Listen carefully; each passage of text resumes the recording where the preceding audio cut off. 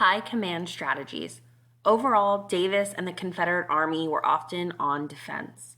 Davis very rarely sent troops into Northern Territory. Perhaps this was a missed opportunity. The Confederates might have had a better chance with an early grand offensive into the Union states before the Lincoln administration could find its best generals and use all of its resources against the South.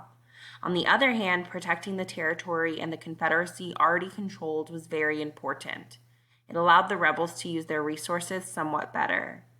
To crush the South's rebellion, Lincoln needed his armies to invade, capture, and hold most of the important areas of the Confederacy. His grand strategy was based off Winfield Scott's so called Anaconda Plan. Scott was the Union's federal general in chief when Lincoln took office. His Anaconda Plan called for the Union blockade of the Confederacy coastline. Meanwhile, Union troops would sweep down the Mississippi River. The idea was to surround and cut off the South using federal land and naval forces. Ultimately, it worked.